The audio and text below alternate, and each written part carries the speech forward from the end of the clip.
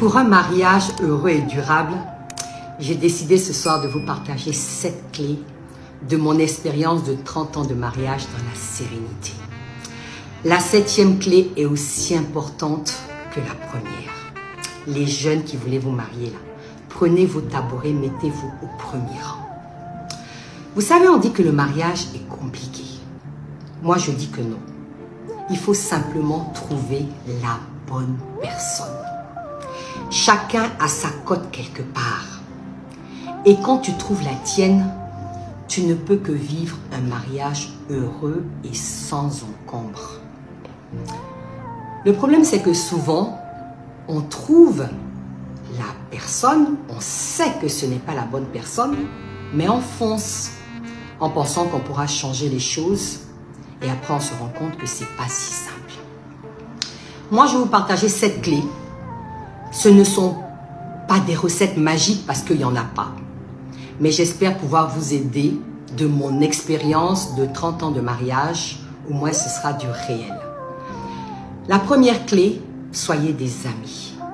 Des amis intimes, des complices. Partagez tout. Des amis intimes partagent tout. Et c'est facile déjà de tout partager parce que à l'origine, vous partagez tout déjà.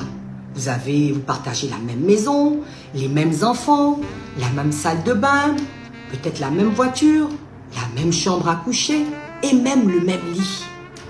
Donc en tant qu'amis, vous devez pouvoir vous retrouver avec plaisir. Franchement, sortir ensemble, voyager ensemble, faire des courses, du sport, visiter vos amis, vos familles ensemble, faire tout ensemble. Et non, logiquement, normalement, vous devez avoir les mêmes amis. Bon, vous pouvez avoir des amis chacun de votre côté, mais ça doit être des amis connus de l'autre.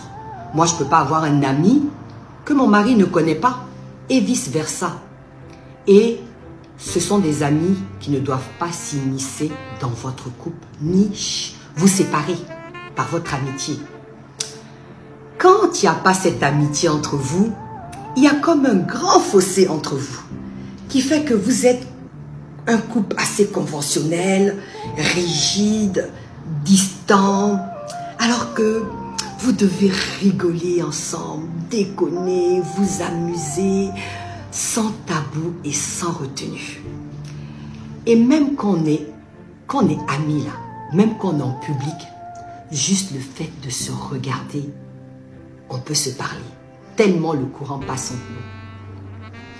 Mais vous savez, si vous n'êtes pas amis, quand vous allez vieillir dans le mariage, quand vos enfants vont quitter le foyer et que vous allez vous retrouver en tête à tête avec votre mari, quand vous allez un peu vieillir, que la libido va commencer à baisser, qu'il y aura moins d'attirance entre vous, est-ce que vous savez que c'est cette amitié qui vous lie, qui sera le ciment de votre amour, qui va vous donner le goût d'être toujours heureux ensemble et de ne pas vous lasser l'un de l'autre.